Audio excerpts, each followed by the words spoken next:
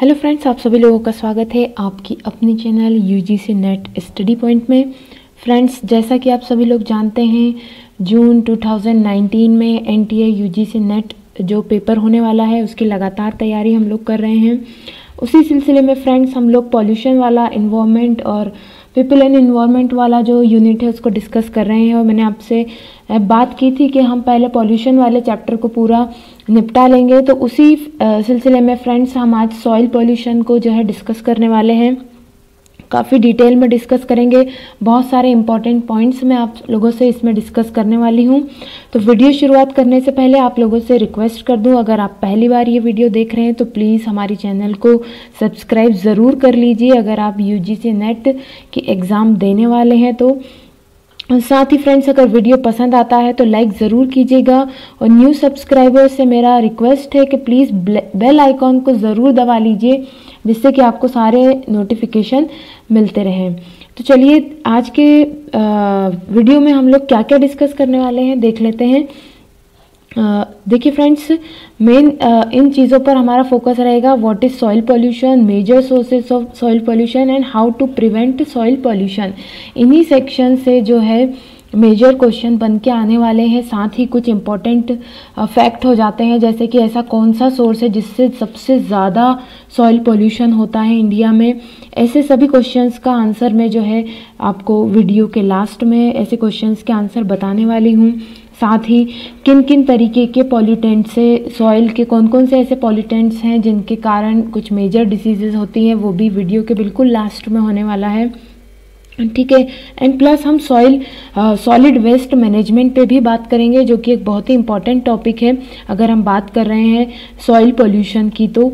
ठीक है, तो चलिए हम लोग अपने वीडियो की शुरुआत करते हैं और देखते हैं कि सॉइल पोल्यूशन क्या होता है। ओके, देखिए फ्रेंड्स, ये पीडीएफ है, इससे हम लोग यहाँ से पढ़ने वाले हैं और साथ ही आप लोगों को बता दूं कि हमारा जो वेबसाइट है जिसका नाम है www.studyofeducation.com, वहाँ पर ये पीडीएफ आपको अवेलेबल रहेगा, या तो पीडीएफ के फॉर्म में या फिर एक पोस्ट के फॉर्म में आपको सारा स्टडी मटेरियल मिल जाएगा। तो आप रेगुलरली विजिट करते रहिए साइट को, क्योंकि काफ़ी कुछ मटेरियल डालना है, टाइम लगता है फ्रेंड्स इसमें। तो आप विजिट करते रहिए, आपको सारा स्टडी मटेरियल वहाँ पर डाउनलोडेड फॉर्म में मिल जाएगा। ठीक है, तो चलिए शुरुआत करते हैं व्हाट इज सॉइल पोल्यूशन से। तो सॉइल पोल्यूशन है क्या?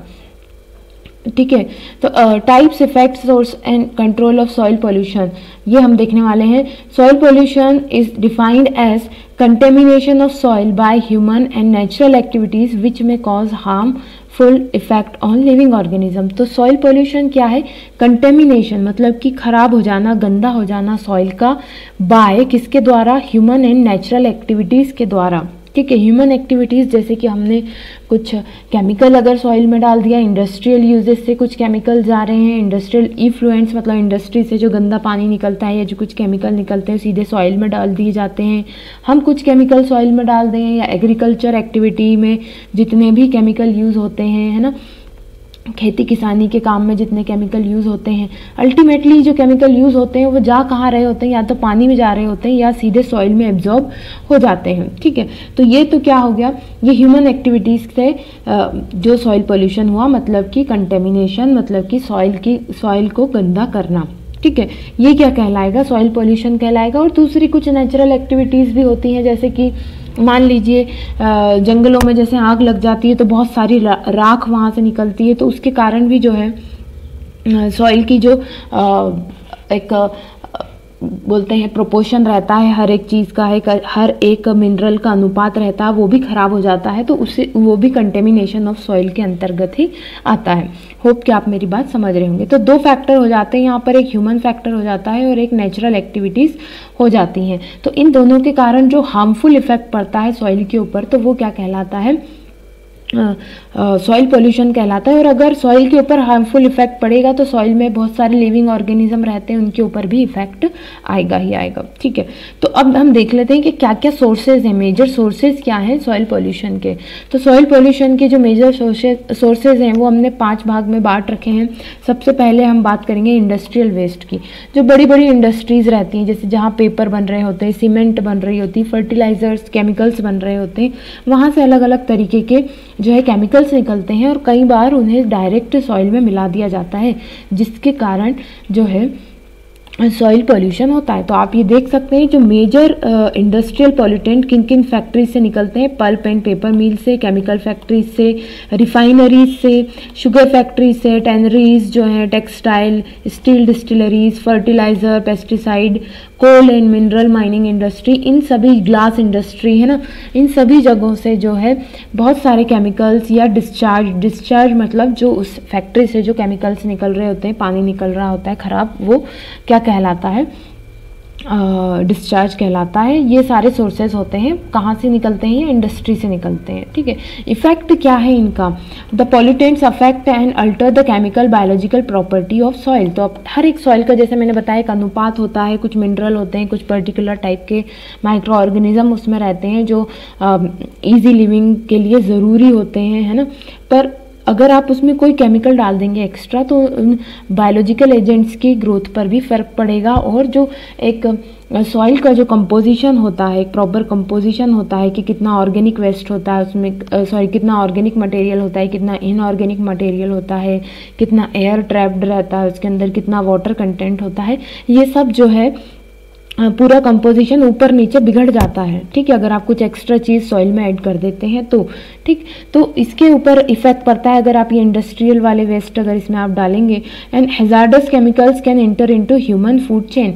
तो मैं पहले भी ये चीज़ डिस्कस कर चुकी हूँ, इसके पहले जो वीडियो आया था, ठीक है, उसमें क्या होता है कि अगर आप ऐसे कुछ केमिकल सॉइल के अंदर डाल देंगे या पानी के अंदर डाल देंगे तो वो घुल के कहाँ चले जाते हैं, अगर आप सॉइल के थ्रू अल्टीमेटली कहाँ जाएंगे, प्लांट्स में जाएंगे। प्लांट्स जो फूड बनाते हैं वो हम कंज्यूम करते हैं। ठीक है, तो अल्टीमेटली वो हैजार्डस केमिकल कहाँ एंटर कर जाता है, हमारी बॉडी में एंटर कर जाता है, वहाँ एक्यूमुलेट करता है। और फिर अब जैसा कि हम देख रहे हैं कि अलग तरह तरह के कैंसर हो जाते हैं, ठीक है, स्किन डिसीजेज हो रही हैं। तो ये सब का रीज़न क्या है, जो केमिकल पॉल्यूटेंट्स जो हैं जो सॉइल में है वो प्लांट्स के थ्रू हमारी फूड चेन में एंटर कर रहे हैं। तो इस तरीके से जो है सॉइल पोल्यूशन हमें इफेक्ट कर रहा होता है। ठीक है, दूसरा हम देखते हैं, दूसरा मेजर है अर्बन वेस्ट। अभी अर्बन वेस्ट क्या है, शहरों से निकलने वाला जो वेस्ट होता है अर्बन वेस्ट होता है, जो कि सॉइल के ऊपर जाता है, जैसे कि डंपिंग होती है, घरों से कचरा निकलता है और डंप कर दिया जाता है ओपन लैंड पर। ठीक है, तो वो क्या कहलाता है, डंपिंग एरिया जो कहलाता है वहाँ पर। ठीक है, तो urban waste comprises both commercial and domestic waste. ठीक है, तो मतलब सिटी से निकलने वाला कमर्शियल या जो डोमेस्टिक वेस्ट है वो किस तरीके से सॉइल को जो है कंटेमिनेट कर रहा है। उसमें क्या क्या रहता है, ड्राइड स्लज रहती है, सीवेज रहता है। All the urban solid waste are commonly referred to as a refuse. क्या कहलाता है, वो रिफ्यूज कहलाता है।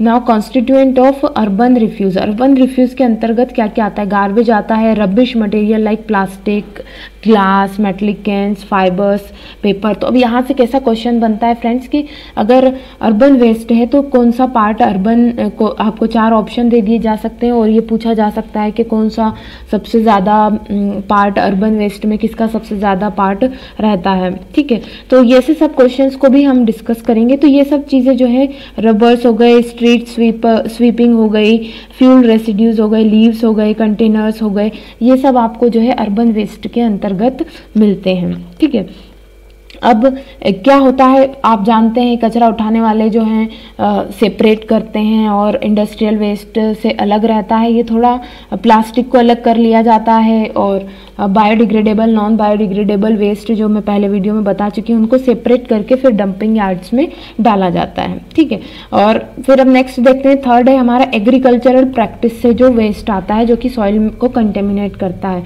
अब आप जानते हैं जब खेती किसानी की जाती है, मतलब एग्रीकल्चरल प्रैक्टिसेस की जाती हैं, तो वहाँ पर एक बड़े पैमाने पर कुछ केमिकल्स का यूज़ किया जाता है।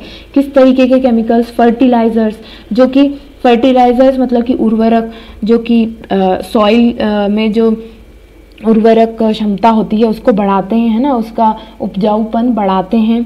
ठीक है, और पेस्टिसाइड्स, उपजाऊपन कहने से मेरा मतलब है फर्टिलिटी बढ़ाते हैं उसकी। पेस्टिसाइड्स जो होते हैं, पेस्टिसाइड्स जो कीड़े मकोड़े हमारे जो क्रॉप खड़ी रहती है उसके ऊपर, क्रॉप्स के ऊपर जो है अटैक करते हैं, उनको पेस्ट कहते हैं। तो उनको किल करने के लिए जो केमिकल यूज़ होते हैं वो पेस्टिसाइड्स कहलाते हैं।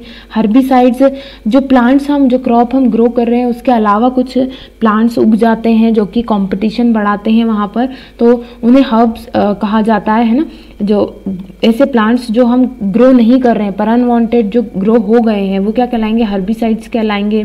ऐसे ही वीडीसाइड्स, वीड्स भी होते हैं, वीडीसाइड्स कहलाते हैं। ठीक है, are added to increase the crop yield, मतलब आप जो चाह रहे हैं वही प्लांट उगे, उनके ऊपर कोई कीड़े मकोड़ों का अटैक ना हो। ठीक है, उसके लिए आप ये अलग अलग तरीके के केमिकल्स वहाँ पर डाल रहे होते हैं। ठीक है, तो अल्टीमेटली अगर ये केमिकल है तो ये, और फिर आप इरिगेशन करेंगे, पानी डालेंगे, तो ये अल्टीमेटली कहाँ चले जाएंगे, सॉइल में चले जाएंगे और उसकी जो है फिर फर्टिलिटी को ये ख़राब करते हैं। वहाँ का जो मिनरल कंपोजिशन होता है उसको जो है ये डिस्ट्रॉय कर देते हैं। ठीक है, तो इस तरीके से एग्रीकल्चरल प्रैक्टिस से, एग्रीकल्चर में जो हम केमिकल यूज़ करते हैं उससे जो है सॉइल का पॉल्यूशन होता है। ठीक है, ये बात आप समझ गए। तो एक हो गया एग्रीकल्चरल प्रैक्टिस से सॉइल पोल्यूशन होता है। दूसरा रेडियो एक्टिव पॉल्यूटेंट्स होते हैं, है ना। रेडियो एक्टिविटी मतलब कि क्या, जो न्यूक्लियर टेस्ट होते हैं। ठीक है, और कई पावर जनरेटर ऐसे होते हैं जहाँ से न्यूक्लियर वेस्ट निकलता है। तो अल्टीमेटली ये वाटर के साथ रन ऑफ होकर के कहाँ जाते हैं, या तो सॉइल में जाएंगे या वाटर बॉडीज़ में जाएंगे, नदियों में मिला दिए जाएंगे। तो इनसे भी क्या होता है, सॉइल पॉल्यूशन होता है। यहाँ देखिए कुछ कॉमन एग्जाम्पल मैंने दे रखे हैं।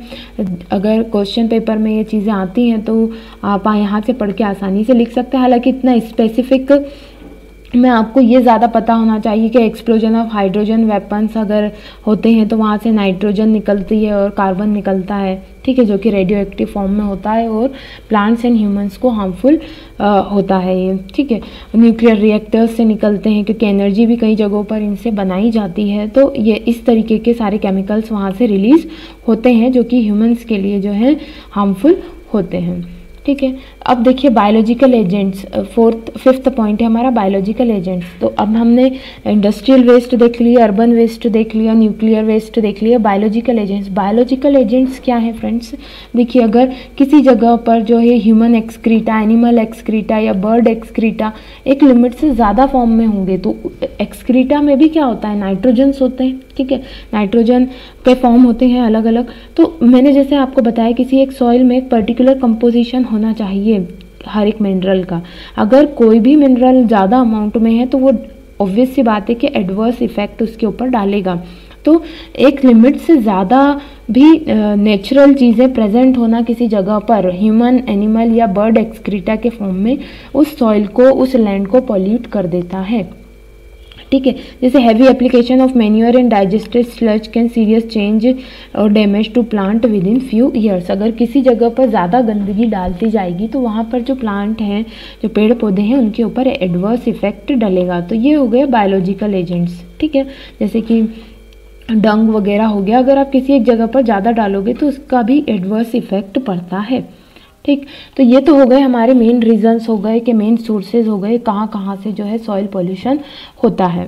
ठीक है, थोड़ा सा बड़ा जाने वाला है ये वीडियो, ये आप ध्यान रखिएगा। साथ ही सामने आपके जो है हमारे वेबसाइट का नाम आ रहा है, आप चाहें तो वहाँ जाकर विजिट करके जो है इसे डाउनलोड कर सकते हैं स्टडी मटेरियल को। ठीक है, अब देखते हैं कि ये जो हमने देखा कि तरह तरह से सॉइल पॉल्यूशन हो रहा है, इसको कंट्रोल कैसे कर सकते हैं हम। तो अलग अलग मेजर्स हैं कंट्रोल करने के। तो देखिए फ्रेंड्स, सबसे मेन रीज़न तो ये है, अगर सॉइल पॉल्यूशन होता है तो वो जगह धीरे धीरे बैरन हो जाती है, मतलब बंजर होती चली जाती है। ठीक है, वहाँ पेड़ पौधे नहीं उगेंगे। तो सबसे अच्छा तरीका क्या क्या हो सकता है सॉइल पॉल्यूशन को रोकने का, वो हमको देखना है। Soil erosion can be controlled by variety of forest and farm practices. तो सॉइल पॉल्यूशन का एक रीज़न और यहाँ निकल कर के आता है सॉइल इरोजन। ये हम पहले भी डिस्कस कर चुके हैं, मैं इसे अभी नहीं करने वाली हूँ। ड्यू टू इंडस्ट्रियलाइजेशन, है ना, और ज़्यादा घर बनने और इंडस्ट्री सेटअप होने के कारण क्या होता है, जगह कम रहती है तो प्लांट्स को काट करके बड़ी बड़ी बिल्डिंग्स और इंडस्ट्री सेटअप कर दी जाती है, जिससे क्या होता है सॉइल जो है वो फ्री हो जाती है, क्योंकि पेड़ों की जड़ें सॉइल को पकड़ के रखती हैं, ठीक है। तो उससे क्या होता है, सॉइल जहाँ है वहीं बनी रहती है, पर अगर प्लांट नहीं है तो सॉइल फ्री हो जाती है। तो हवा और पानी के साथ सॉइल जब एक जगह से दूसरी जगह जाने लग जाती है तो ये क्या कहलाता है, सॉइल इरोजन कहलाता है। इससे भी सॉइल का कंपोजिशन जो है डिस्टर्ब होता है। तो ये भी एक तरीके के सॉइल पॉल्यूशन में आ जाता है, पॉल्यूशन क्रिएट होता है। तो सॉइल इरोजन रोकें, इसके लिए हम क्या करें, variety of forestry and form practices करें। अलग अलग फार्मिंग की प्रैक्टिसेस होती हैं वो हमें करना चाहिए सॉइल पॉल्यूशन को रोकने के लिए, जैसे कि planting trees on barren slope, है ना, जो बैरन स्लोप हैं, स्लोप्स मतलब जो ढलान की जो जगह होती है वहाँ प्लांट लगाना, काउंटर कल्टिवेशन करना, स्ट्रिप क्रॉपिंग करना, है ना, शिफ्टिंग कल्टिवेशन करना, टेरेस फार्मिंग करना, ये सब चीज़ें हम कर सकते हैं to reduce the soil erosion and to reduce the soil pollution, ठीक। दूसरा क्या हो गया, proper dumping of unwanted material. Unwanted material जो है उसकी प्रॉपर डंपिंग होना चाहिए, मतलब सही जगह पर उसको डिस्पोज किया जाना चाहिए, फेंका जाना चाहिए। तो excess waste by man and animal pose a disposal problem. Open dumping is the most commonly practised technique. Nowadays controlled tipping is followed by solid waste disposal. तो अब नॉर्मली क्या होता था कि डंप कर दिया जाता था, अब नई टेक्निक्स आ गई हैं। और साथ ही यहाँ मैं आप लोगों के साथ डिस्कस करना चाहूँगी 3 आवर्स। 3 आवर्स का आपने नाम सुना होगा फ्रेंड्स। 3 आवर्स में क्या होता है, रुकिए, 3 आवर्स का आपने नाम सुना होगा। 3 आवर्स एक्चुअली में एक होता है रीसाइकल और रीड्यूस और देन होता है रीयूज़, ठीक है। सीक्वेंस कुछ भी हो सकती है इसकी। रीयूज़ से कहने का मतलब ये है कि आप ऐसा सामान यूज़ करें, ऐसा सॉलिड सामान यूज़ करें जिसको आप बार बार यूज़ कर सकें, ठीक है। जैसे कि पॉलीथीन बैग्स ऐसे हों जिनको आप बार बार यूज़ कर सकें। हालांकि अब वो रिड्यूस की कैटेगरी में भी आता है कि आप उनका कम से कम यूज़ करें। अगर मतलब रिड्यूस कर देना मतलब उन ऐसी चीज़ों का जो पॉल्यूशन कर रही हैं उनके यूज़ को रिड्यूस कर देना, कम कर देना। कम कैसे कर सकते हैं, रीयूज़ कर करके, एक ही चीज़ों को बार बार यूज़ करना, ठीक है। वो क्या कहलाता है, रीयूज़ कहलाता है। जैसे कि जो कांच की या जो ग्लास की बॉटल्स होती हैं, पेप्सी, कोको कोला, वो कंपनी वापस कलेक्ट करती है, उन्हें वॉश करती है, वो फिर से उसमें नए सिरे से कोको कोला और कोल्ड ड्रिंक्स भर के देती है। मतलब कि वो क्या हो रहा है, रीयूज़ हो रहा है वो सामान, ठीक है। तो सॉलिड वेस्ट को कम करने का एक तरीका रिड्यूस है, एक रीयूज़ है। और रीसाइकल क्या होता है, जैसे आपने देखा होगा पॉलीथीन बैग्स या पॉलीथीन बॉटल्स को कलेक्ट करते हैं कुछ लोग और उसे कंपनी में भेज देते हैं, वहाँ पर वो फिर से पिघलाया जाता है, नई बॉटल्स बनाई जाती हैं। तो ये क्या कहलाएगा, रीसाइकलिंग कहलाएगा, ठीक है। तो ये बहुत इंपॉर्टेंट टॉपिक है। सॉलिड वेस्ट मैनेजमेंट की 3 टेक्निक्स हैं, रिसाइकल, रिड्यूस एंड रीयूज़। ना चलिए आगे बढ़ते हैं हम लोग।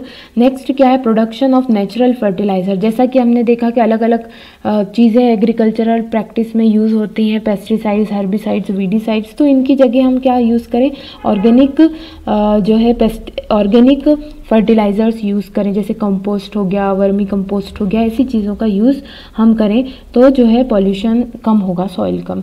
और डिटेल में आप यहाँ से पढ़ सकते हैं इसे और साइट से जाकर डाउनलोड भी कर सकते हैं। प्रॉपर हाइजीनिक कंडीशन की जो है ट्रेनिंग देनी है, सैनिटरी हैबिट्स की ट्रेनिंग देनी है, गंदगी ना की जाए, कैसे लोगों को, साथ ही कैसे लोगों को अवेयर किया जाए कि कचरा ना फेंकें और ऐसी चीज़ों का यूज़ करें जिनको आप जो कम हैज़ार्डस हो इन्वायरमेंट के लिए और ज़्यादा से ज़्यादा जो है आप उनको रिड्यूस या रीयूज़ कर सकें, ऐसी चीज़ों का यूज़ करना, ठीक है।